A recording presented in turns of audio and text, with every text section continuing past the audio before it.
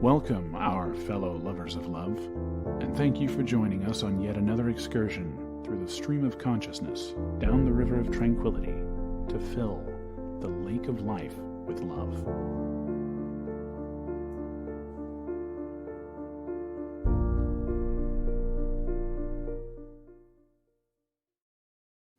And good evening, our fellow lovers of love out there. Tonight, Lovey has put together a show that is going to make me exercise my professionalism.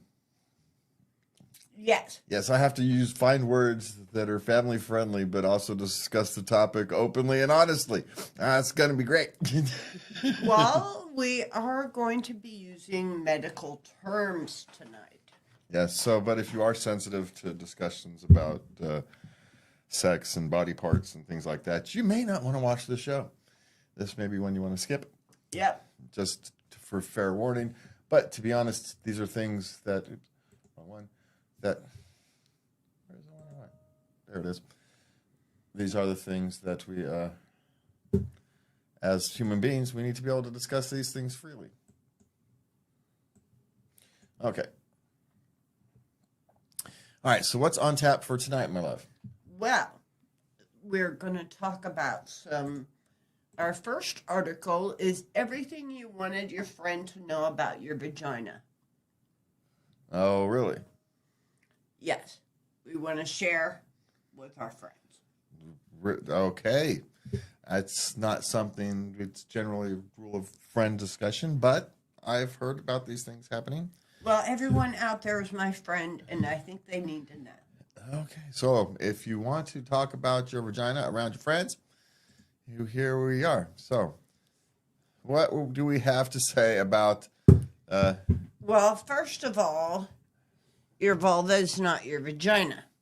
Your vagina is the muscular canal from the cervix to the outside of your body. The vulva is all the outside stuff.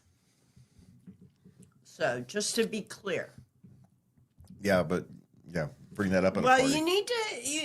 language is important, especially when you're working with a partner. You know, you want to be clear about what it is you want. Oh, yeah, how sexy. It's not... Everybody knows. I wouldn't worry about that kind of thing. I mean, it's good to know, I suppose, that technically if you're speaking to your doctor or your nurse, you can know which the differences are. But... I don't know, a little to the left is probably a better description for your partner rather than bringing out the perfect examples. All right, so what's number 2? Okay.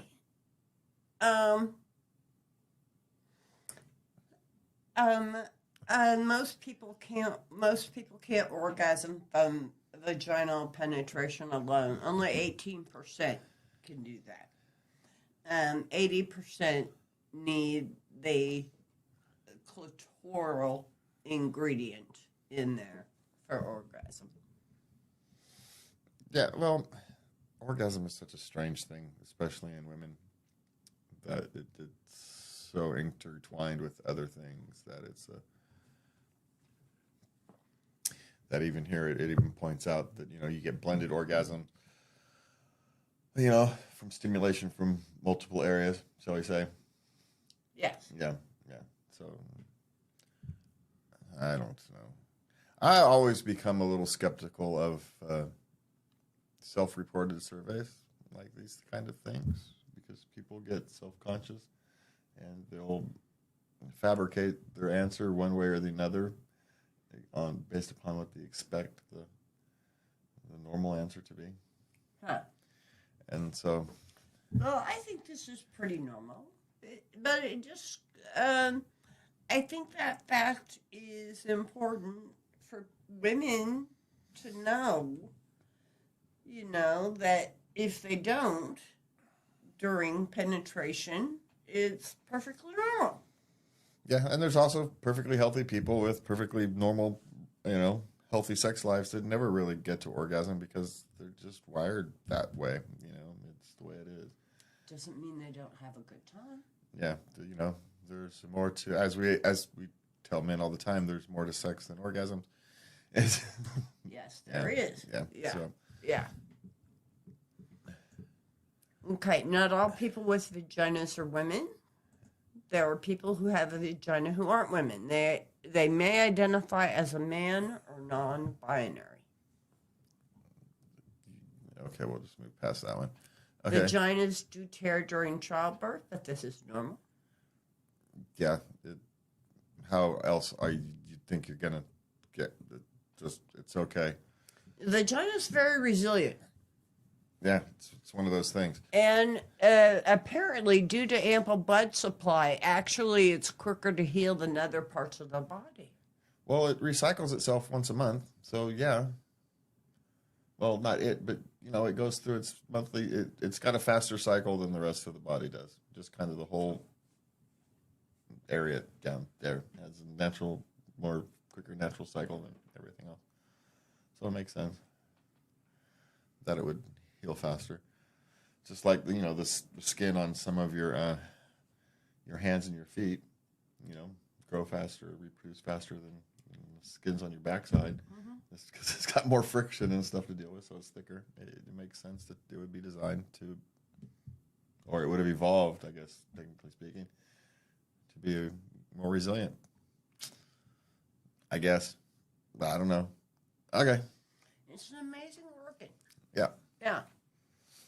Okay, if you have a G-spot, it's likely because of your clitoris. Okay, pop culture has been obsessed with the G-spot for decades. Yeah, the G-spot is every woman has a sensitive spot somewhere. It's the reason that you can't find it routinely is because it's different in every woman.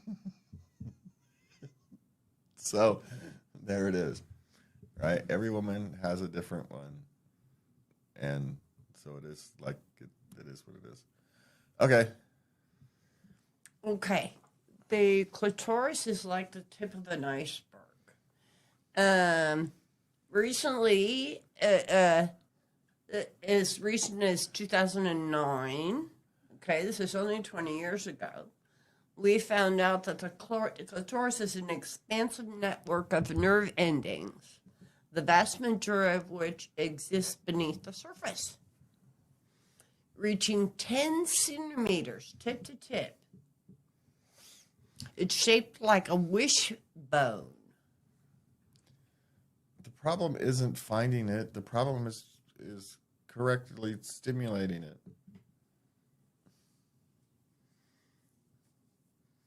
Oh, because if only you stimulate that, it's going to be a boring night for everybody. So,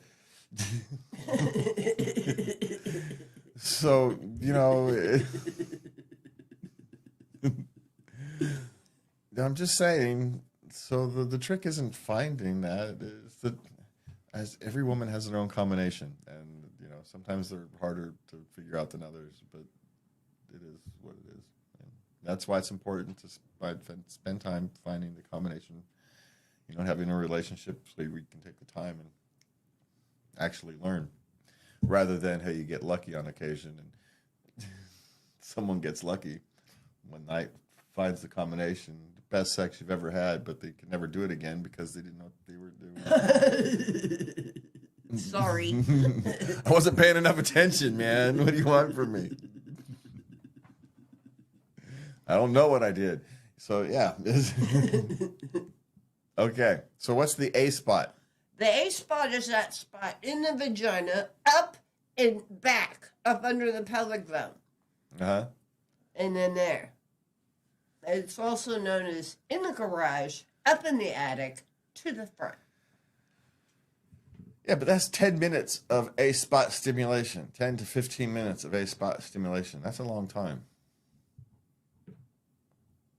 Just saying. Cherries don't. Cherries don't pop. Can we please stop calling them cherries? Why not? Yeah, no, calling them cherries is just a polite way of having the discussion. And it's the tear, they don't pop. But again, it's just a polite way of having the discussion. You don't want to tell a 9-year-old girl tearing. It's just a more polite way to have the discussion. So, yes, we all know there's nothing pops.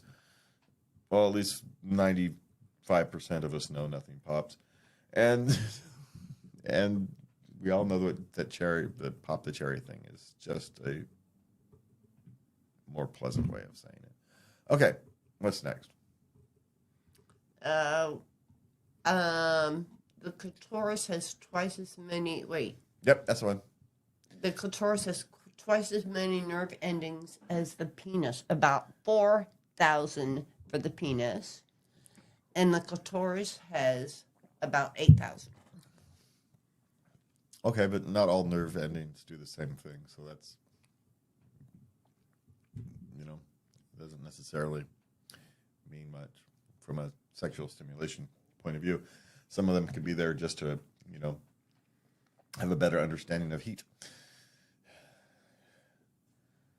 So it doesn't necessarily give pleasure, it gives you a heat response, heat or cold response. So, who knows? Not all nerves do the same thing. So it's hard to know exactly what that means. Okay.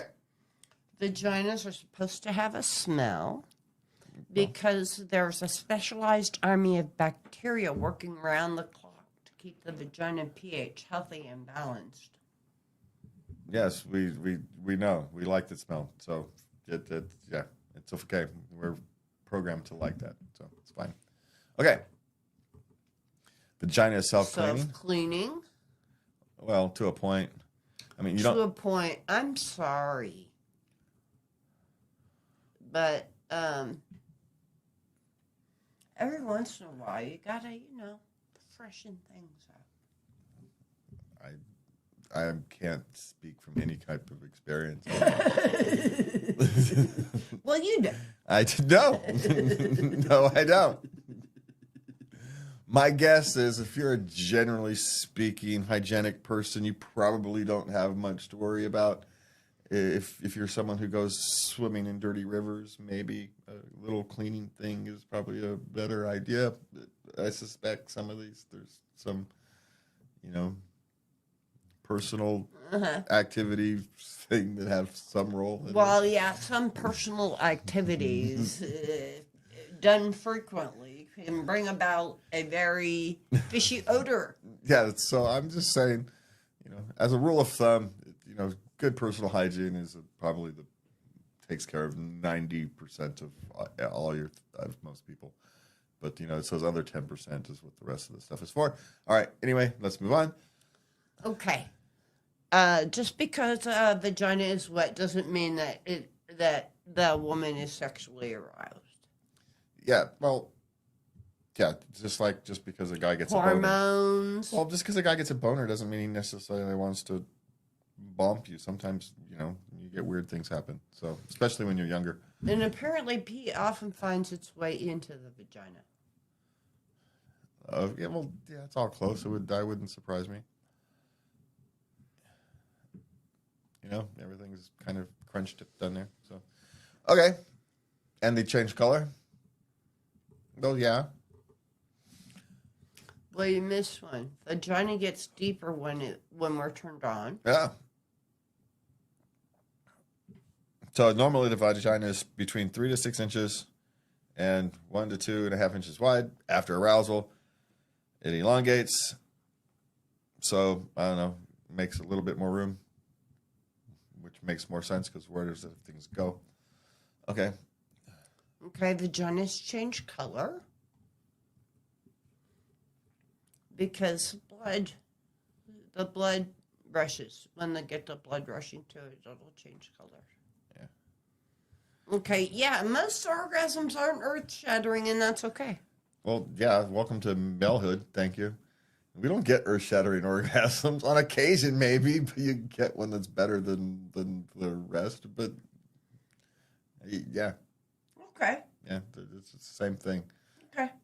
Yeah. Not all orgasms are created equal, and there's nothing wrong with that, right? No. Because let's remember, especially when you're dealing with long-term relationships, orgasms aren't the goal. Closeness is. Okay. Okay. You can lift weights with your vagina. Okay, now this is not a kink. People do this as a way to strengthen their pelvic floor. Okay, then. Yeah, I don't. Be careful if you Google that if you search that on the internet. Don't look at pictures. That would be my guess. Okay, so some people have two vaginas. Two vaginas, yeah. Yeah, It's called uterus didelphys. that's some Latin name we can't pronounce.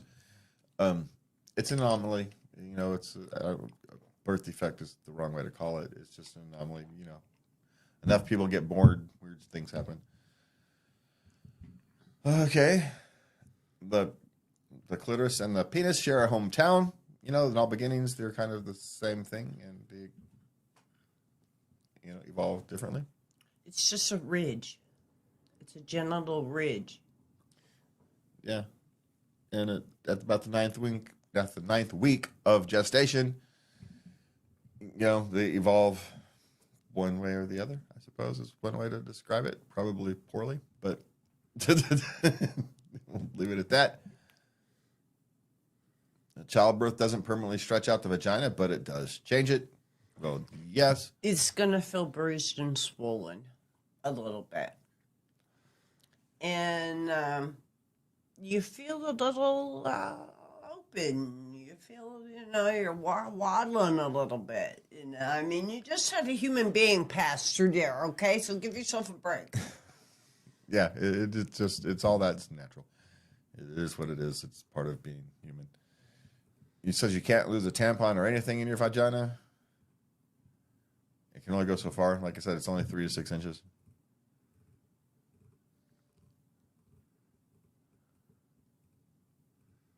The size and location of your clitoris matters for orgasm? Huh.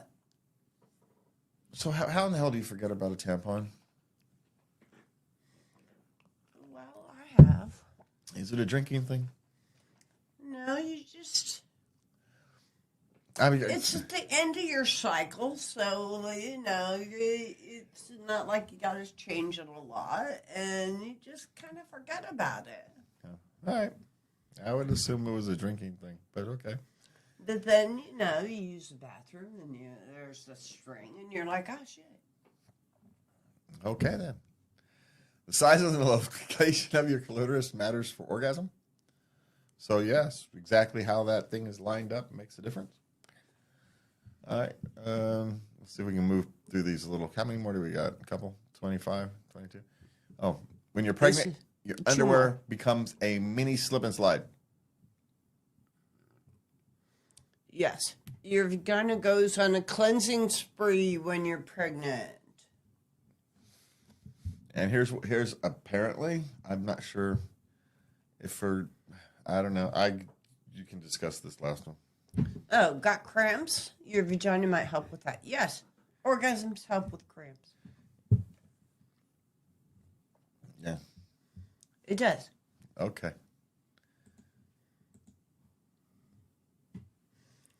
Bonus. I suppose. At least something you'll try anything. Sometimes, God, they're terrible. All right, so what do we want to get next? I don't miss it. All right, so what do we want to talk about next? Well, fair is fair. We're going to talk about facts about the penis. Oh, yeah, just... Okay, we're going to dispel some myths about size. Yeah.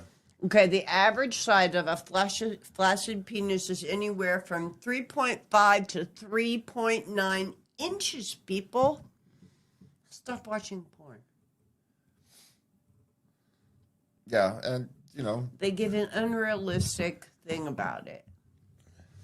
And the average length of a man when aroused is 5.8 inches. Not 12, not 10, 5.8. No, but 10 and 12 look better on screen. So that's why we've got to use them on screen. It's the same. But remember, that's an average. That's an average. Yeah. Okay. So apparently, the men penises are classified into 2 groups: growers and showers. Yes. Right. Tell us something we don't know. all men learn this early. So, yeah, and I'm sure all women learn this eventually, or most women learn this eventually. Yeah, we do. Yeah, so. And we learn not to judge after you've come out of like a pool or something like that. Yeah. If we see it when you've been bathing or something, yeah.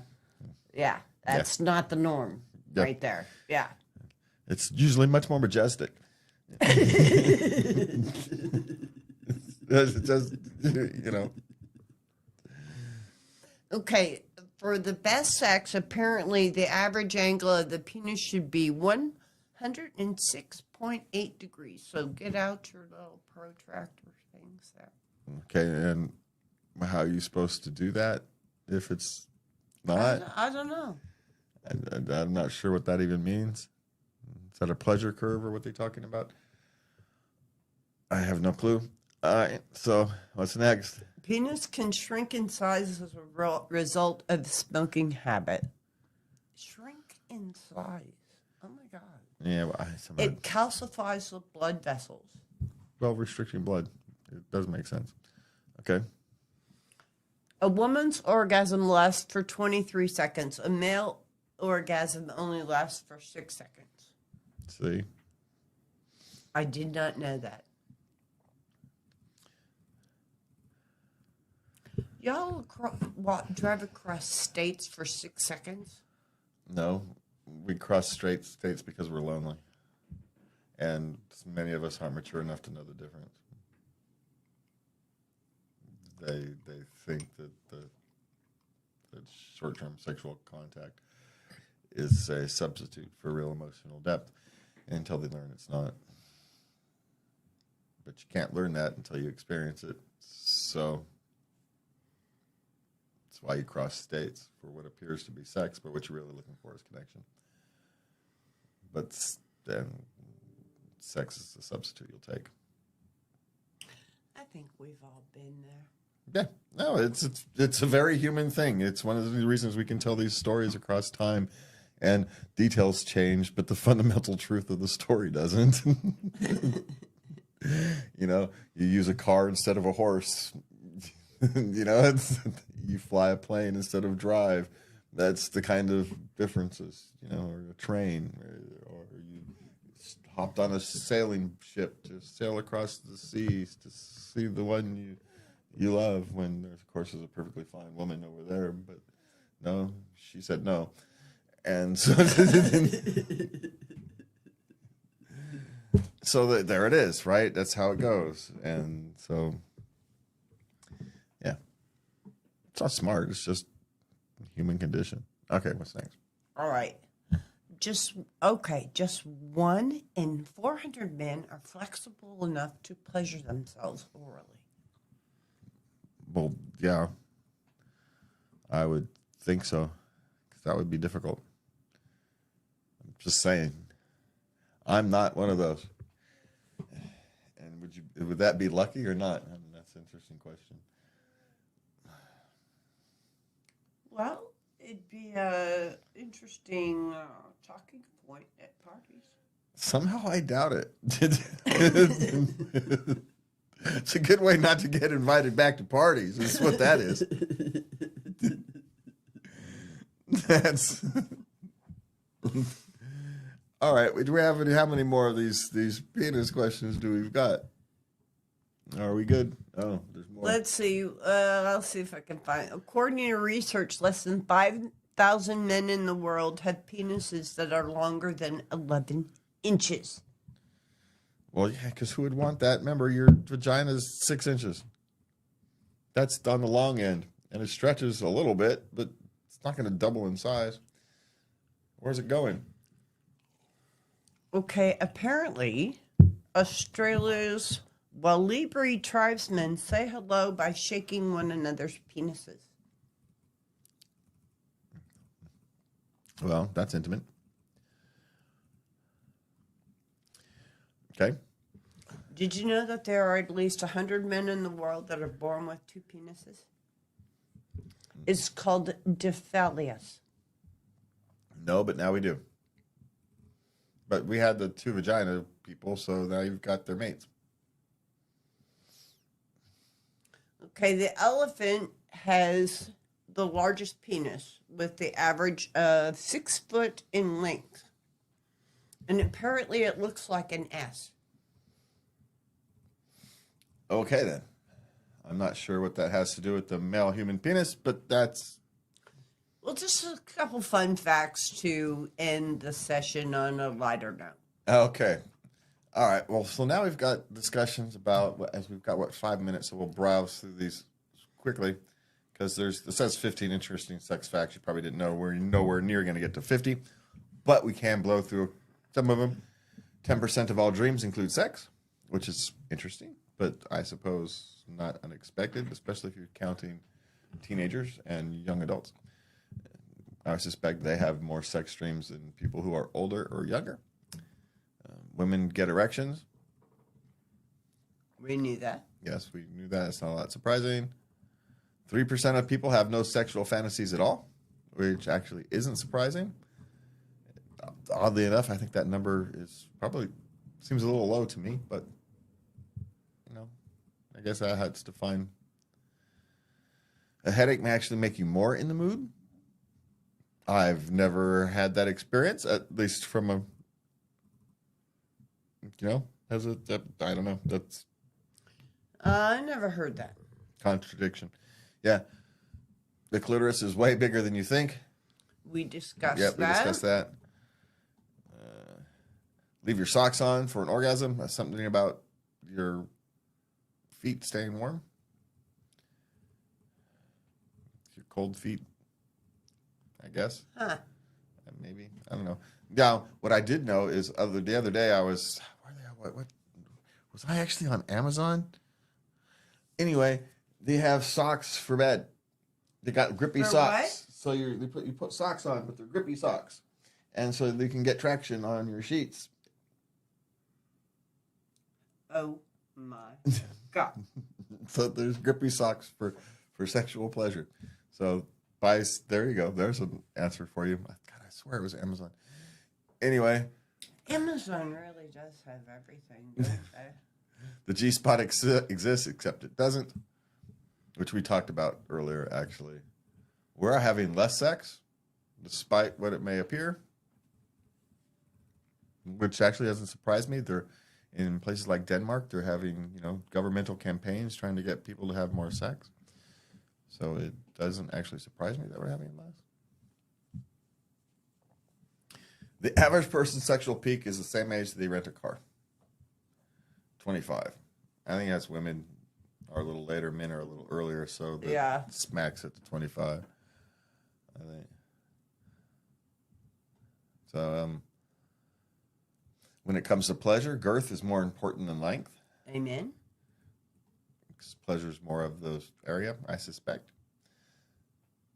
The only thing fancy condoms turn on is your credit card. It's not it's the uniqueness of the thing. It's not that the condom itself makes it any more pleasurable. It's that it's different. Yeah, it's just different. A reservoir tip, extra lube, what do you call them? The French ticklers? What the hell? Yeah. Have fun with you. Aren't you going to have fun with? Ooh, they have glow-in-the-dark ones, too. Yeah. Yeah. So, again. And they have some with flavors.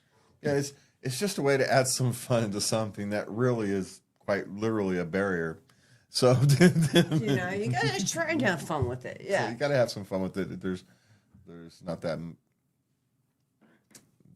big of a deal. I am skipping a few of these, by the way. Men can orgasm without ejaculating, which is something I bet a lot of women didn't understand. No. So there's a difference. There's a difference between, but men can actually ejaculate. Have orgasm without ejaculation. It does happen.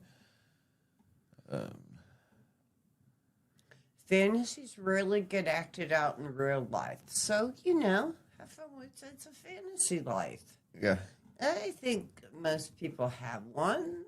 No way would we want to do them. It gets messy and complicated, and we know it's not it doesn't turn out perfect. But in our fantasies, we can have a perfect experience. Isn't that lovely?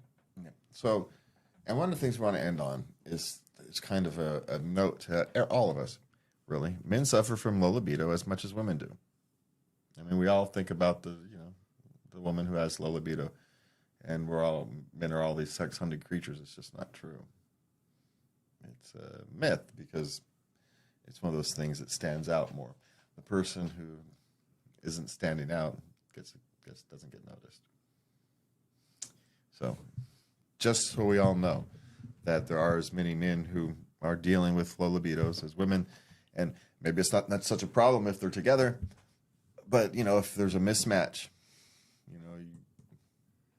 that can sometimes cause stress in a relationship. So, things to be aware of. Yes. Yeah, but things to be knowledge of. I think one of the things that we've kind of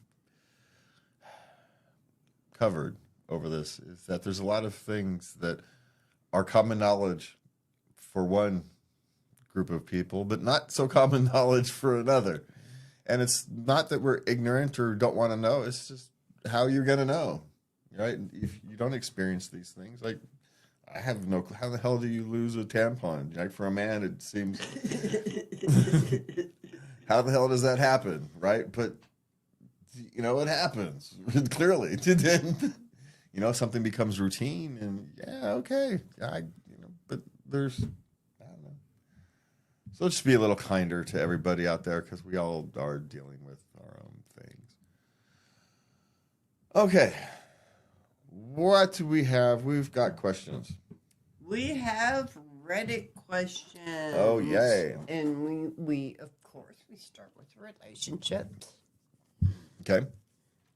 I took it easy on you this week. I don't know what you're complaining about. How should I, 25 male, deal with the fact that my girlfriend, 24 female, is doing sex scenes in a show she is acting in? She's an actress. I mean, I'm assuming we're not talking pornographic sex scene. No. No. I mean, you're talking a play or a movie or something. It's a play. You fake it. Yeah. It's called growing up. That's what that's called. I'm sorry. There's no simpler way for me to put it. It's called growing up. She's an actress. She's acting. There's nothing for you to deal with other than support her acting career. Yeah. The emotional response is understandable. Deal with it. Talk to a therapist if you have to. Talk to your mother. I don't know. Talk to one of her male colleagues if you can. Just, I suppose, is one way to do it. Just to get a perspective. That's a good one. Yeah. Just to get a perspective, and make sure. Just understand that it's her job, and she's literally acting, and there's nothing wrong with it. Now, the reality is, though, because on occasion, romances, things happen on movie sets and in theaters, and yes, they do, but not if your relationship is strong. So keep your relationship strong by supporting her, and you won't have that problem. All right, what's next? Okay, my 29 female friend, 30 female, didn't get me a birthday present, but she sent me a list of gift ideas for her when it was her birthday. How do I bring it up? Well, there's two things here. A, if you're hurt that she didn't get you something for your birthday, then you just need to separate these two things. Right? You separate. Yeah. Yeah. You deal with that completely separate from whether you got to. Personally, I think sending people gift ideas is kind of icky, for a birthday. But I don't know how, friends and family all have their own traditions. You're supposed to wait until somebody asks you what you want. Yeah, and I'm not one for birthday things anyway. So, but for me, deal with them separately. What you do for her birthday should not necessarily be directly related into how she dealt with yours. Maybe she didn't have money that month, and it was just not possible. And she was embarrassed and didn't want to bring it up. You know, are you going to hold it against her? No, of course you wouldn't. Right? So, you know, now is sending out gift ideas a little crass? Maybe, but maybe she's a little hard up for money and she's struggling, and this is her way to get some things she needs. And so maybe a discussion is warranted, but you can't do it without having a discussion. Or maybe she's just entered a crass stage of her life, and and she no longer want to be friends with her. That's possible. Personally, I suspect it's probably something of the former. There's something going on in her life, and you know, as a friend, you should ask her. You know, mention you're upset, and you know, it hurt me that I didn't get a birthday present from you. And now you're asking. You know, you can bring it up without it being a big deal, and see what happens. I don't know. Just separate. Talk to her. Yeah, there's the only way. Definitely talk to her. Because I suspect there's some financial issues going on, and are you going to hold that against your friend? No, you're not. Yeah. So, but deal with your hurt. Deal with your hurt. Okay. Is it weird that my 31 female boyfriend, 34 male, was texting a high schooler? Well, it depends on circumstances. Is he his nephew, right? Asking how his thing was going, or is he the son of a friend, you know, who he happens to have a long relationship with, and he's texting how his football game went, or how her dance recital was, or something of that nature, or is it something weird, right? So it can't really be one or the other, right? There's nothing inherently wrong about having about adults having conversations with people in school, mentors, and there's all kinds of things that people do that are perfectly legitimate and right and good. But it can be dependent upon what the texts say and what the situation is. I know plenty of mentors and who you know, help kids who are struggling with mental health issues or whatnot, and they text them all the time. They support them. Maybe they don't have a big supportive family, so they say, "Hey, good job on the test the other day," right? So there's that kind of thing is perfectly fine. If there's something more nefarious than that, you're going to have to read the text to find that kind of thing. Okay, what's next? Okay. He, 30 male, refuses to take an STD test. I, 21 female, are unsure I'm in danger. They just started having intimate relations. Well, if you don't want to have intimate relations with somebody without an STD test, you have the right to say no and not have intimate relations with someone who doesn't want to give an STD test. I don't think you're in any danger. You've just hit one of those things in a relationship that, you know. And make him wear a condom until he does. Well, no, I think this is one of those things that this is one of those things. Either this is one of these hard rules, right? You either respect what I want for here, or I'm not going to get the respect I need later. Oh, yeah. Right? Getting down. Now, maybe he's got an issue with needles, you know, and maybe that's something, you know, maybe that's what you find out. A lot of times people just don't like getting stuck with needles, or it's an embarrassment to have to go down and ask for an STD test, right? It is, especially if you're a 30-year-old man who hasn't had sex in 5 years. And you know, and so make sure you find out why, because maybe there is something. It could very well just be embarrassment, right? And here's an idea: go together. Yeah. You know, there's probably doctor's offices that cater to this kind of thing, and nice and private, and just kind of go in and get it done without much muss or a fuss. So, especially today with so many tele-doctors and whatnot, they come in, they sign up a thing, you go take a blood test at a blood test center, and you never really talk to anybody. So, find out the actual reason would be my guess, and if you can't get an actual reason that satisfies you, it's time to move on. Would be my suggestion, because it's one of those things that if you can't get the respect you want on this, you're not going to get the respect you want later. Okay, What's next? Parenting, right? Yes, hold on. Okay. My screen skipped down. Okay. My 6-year-old pulled a prank on me, and I genuinely don't know how to discipline for it. Okay. Her child pretended she was dead Yeah. and scared the bejesus out of her. Why are you going to discipline her at all?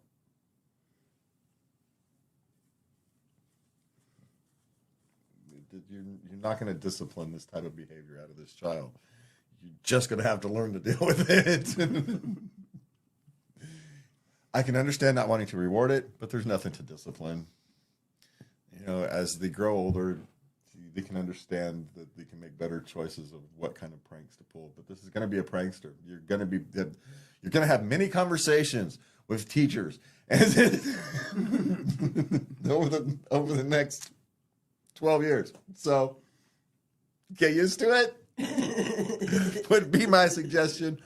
Help him understand. Help her. Got a little girl. Oh God, that's even worse. Because little boys, they don't think these things through. They're kind of relatively easy to see. Girls are much more planning. So anyway, yeah, help her make. I don't even want to say more reasonable because she only pranked you, pretending to be dead. It's kind of brilliant. You're impressed, aren't you? 6 years. But she's able to pull it off. A 6-year-old could be. Most 6-year-olds would be giggling, right? They just wouldn't pull it off long enough to scare you, so it just wouldn't happen. So yes, I'm impressed. And don't spank the don't crush the curiosity. Don't crush all that. Just try to find some way to frame it in so she's not doing stupid YouTube pranks when she's 15. Yeah. Yeah, but you're going to have lots of conversations with teachers. Okay, have fun. What's next? How long is nap time for 4-year-olds at a daycare? Her child doesn't take a nap, doesn't sleep. Yeah. Some childs are like that. You don't nap. It's just their nature. Trying to force them to take a nap. It would be like trying to force another child to stay awake. Tell a child not to fidget. You're asking them to do something they physically can't do. So and nap time is going to be dependent on each child and the circumstances of the child. Right? I mean, if you let them sleep naturally. If you're forcing them to take a nap, it's going to be half hour, 45 minutes. I would guess, because once you get a couple awake, the rest are wake-ups in thereafter. But if I'm trying to remember my 4-year-olds in a daycare setting, we didn't send many of our 4-year-olds to daycare. I think only one went to daycare. So, not an environment we wanted to send our children to. So, that's my suggestion. Don't take your 4-year-olds to daycare. Okay, what's next? Dating advice for kids. Is there such a thing as too much? Too much dating or too much dating advice? She had too much advice. She has a boy, 15, and he's getting a lot of attention from girls. Yes. Okay. And she's concerned. She wants him to be happy dating. She wants him to have a good, healthy dating experience, but she also wants him to be safe. Well, he's 15. The dating experience is the last of the safe things you need to worry about on the terms of safety list. He's going to be doing much dumber things than that he's going to go do it on a date. So that's not the thing you should be worrying about. But I do get it, because if you can develop bad relationship habits at this stage if girls come and go too easy. And that's the real problem. And so the only thing you can really do is you can't give him advice, but you can tell him things that, be very careful with how you spend your time, and right, be the person you want to be in 10 years, not the person you want to be now. Start behaving older than you are. And hope you've done a good job raising him up to that point. The die is kind of cast, but, be there for him. Keep talking to him. Keep having those conversations, because it's those open conversations that will allow him to come to you when he has questions. All right, and that's the real trick in raising teenagers. Isn't because they're not going to listen to you if you lecture them, but they will listen to you when they come to you with a question. And if you've created the environment that they're willing to come to you and talk to you about their problems, then you've won. Right? So, yes, you're actually right. You can give too much unsolicited advice. But what you want to do is make sure he knows he can come to you and have honest conversations, open and honest conversations without worrying about repercussions. So, did I answer the question? Yes. Okay. All right. What's next? Okay.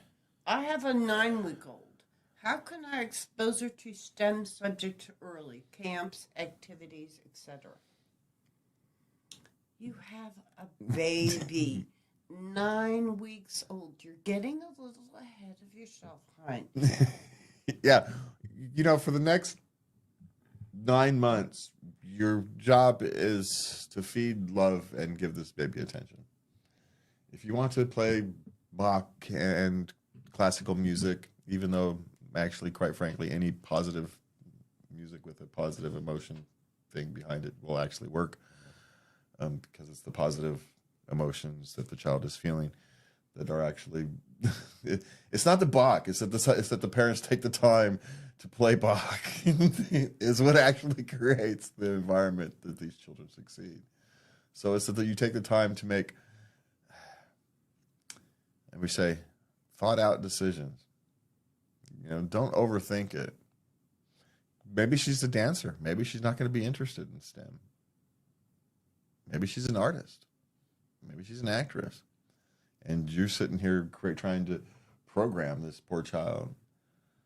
So give her the STEM opportunities, yes, clearly. But as she grows up, she's 9 weeks old. Let her grow up a little. Can she learn how to crawl first? Yeah, and then what are you going to do? She's going to learn how to crawl. You're going to discuss the physics of crawling with her? I mean, you could just start discussing how the sound waves. When you're crying, what's really happening is, come on, just think this through. I get you want the best thing to do for your daughter, and you think science is great, but she may not. So give her the opportunities, but let her follow what comes to her. Okay, that's a worry. Just because she cares. I love that she cares about her child. She wants to do a good job. Yes, we need more people like this. And want to do a good job. Want to do a good job. But back off a little bit. Enjoy the moment. You only get this moment once. Enjoy the moment. It's a real special time. You just fell in love, Yeah. Enjoy your love. And enjoy the next few months before you start working about the future. Just enjoy the next few months. Okay, so what's next? Okay, we got work questions. All right. Have you ever demoted yourself? Long term or like for a few days or a week because I wasn't feeling it? No. You choose to go to another job that has less responsibilities. Well, in that particular case, yes, but it has nothing to do with the less responsibilities. It's because that other job sucked and that one sucked less. It's got nothing to do with responsibilities. I didn't want to work at that other place anymore. That's really what happens when you demote yourself that way.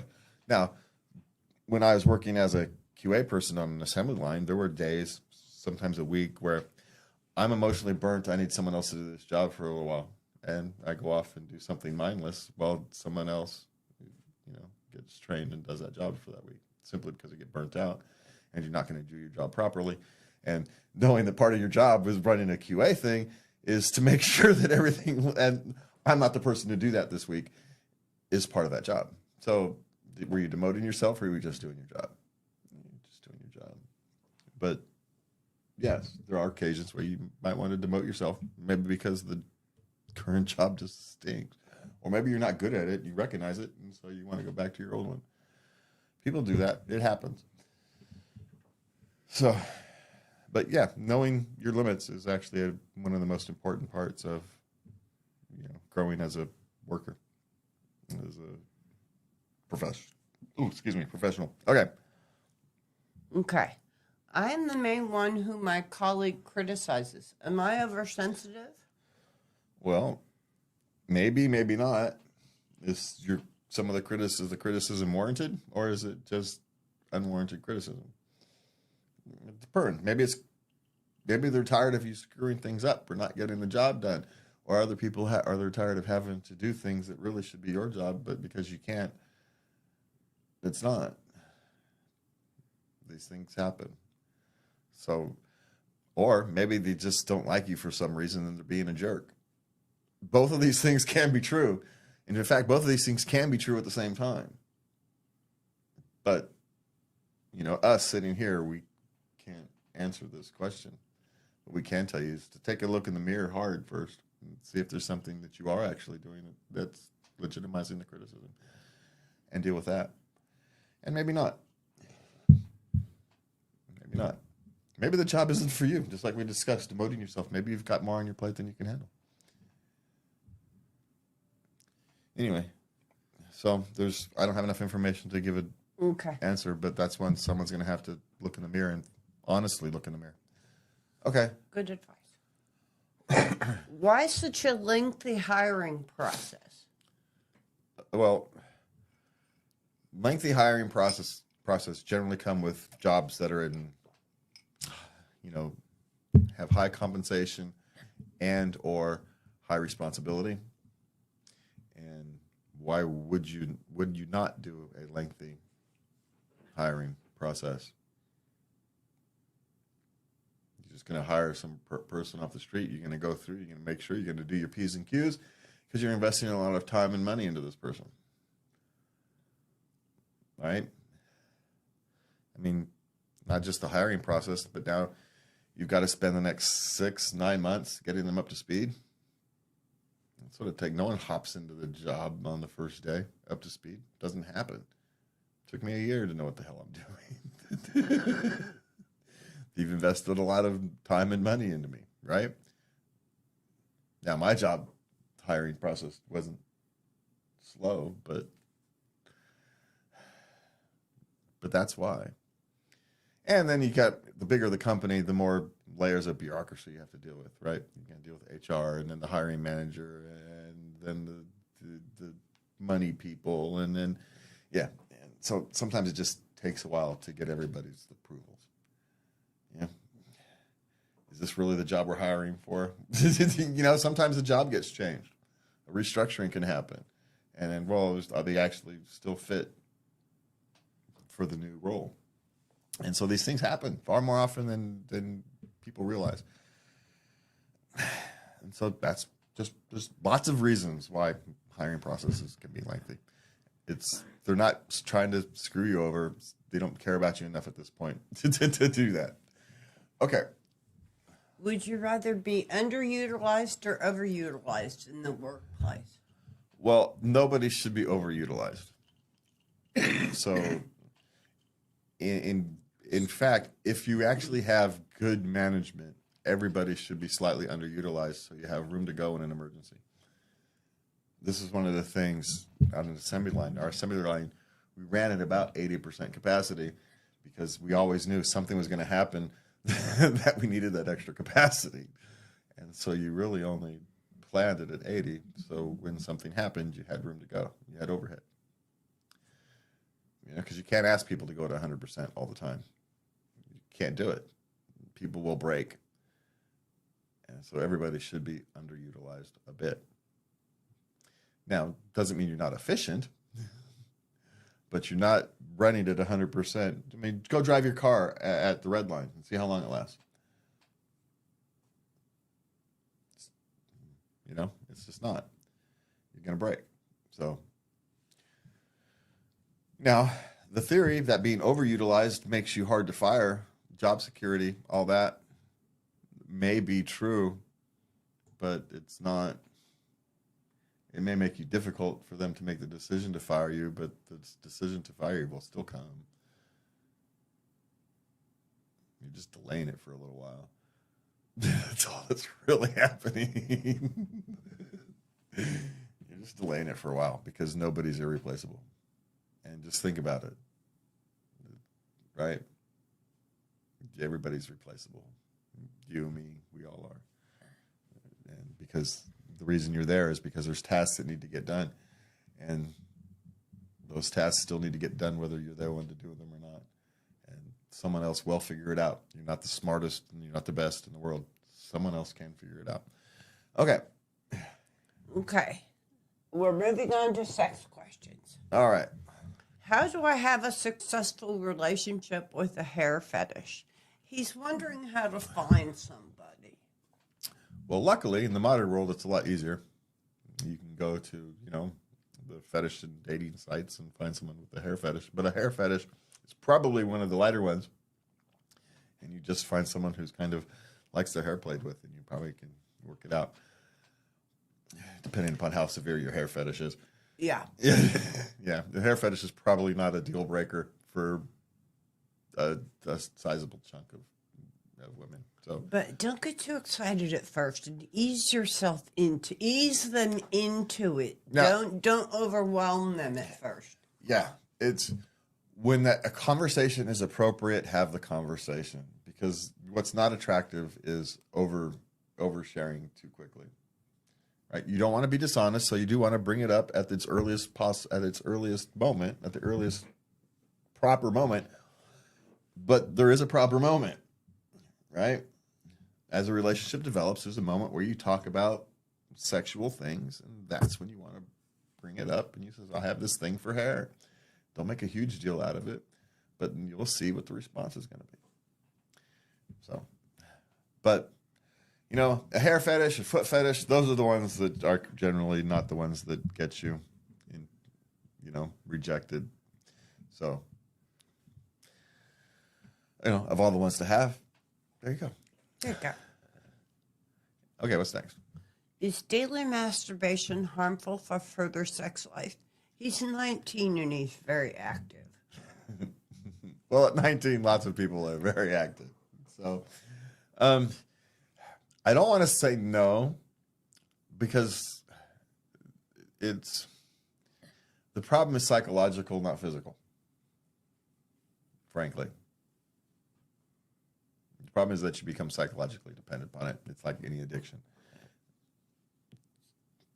That's the real problem, that you lean on it instead of seeking out human interaction. You lean on that. So that's the real danger. The other danger is, I suppose, you could get used to that type of stimulation, and then that's the type of stimulation it kind of becomes normalized, and there is that potential, I suppose.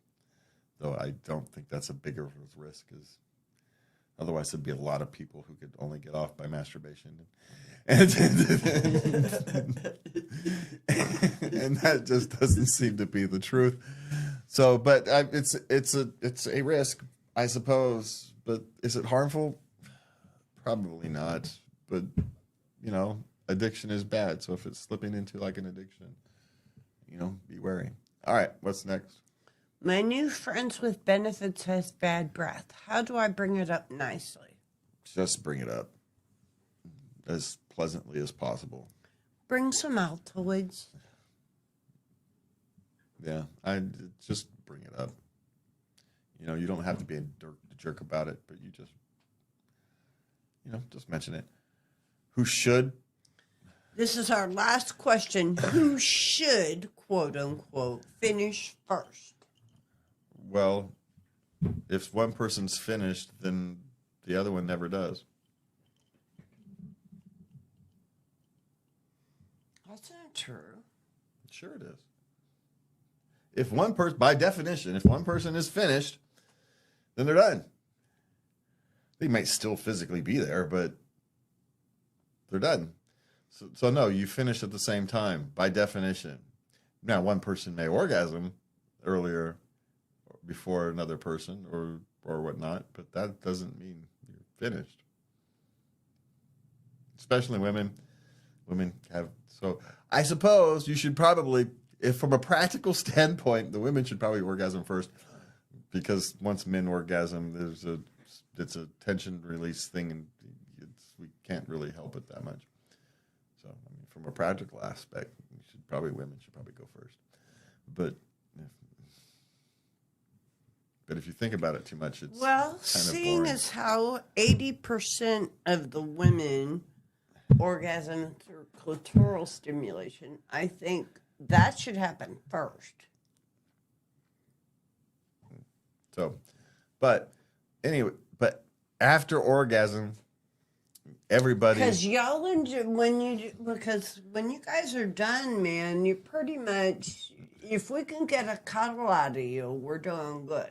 Yeah, but can I point out something that's gonna make me unpopular if anybody actually hears this? What? Women don't stay as excited as y'all think you do after you've orgasmed. Well, no.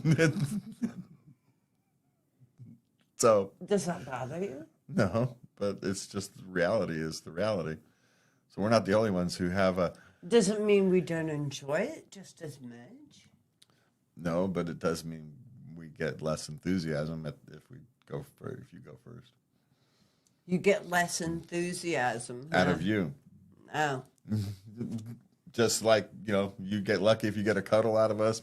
It's just that kind of same thing, but less. Huh. So, it's just the way it is, right? Orgasm is a tension release, and once tension is released, well, there's that energy is gone. Tension release. Have you guys thought about, like going out and playing basketball or working out or something? No, because then we'd have to come home and masturbate to get the tension. That doesn't relieve tension. If you go out and play basketball to relieve tension, what you're ending up doing is going to the emergency room. We're old now. We're not teenagers. You can't go play basketball to relieve tension anymore. That's how you pull things.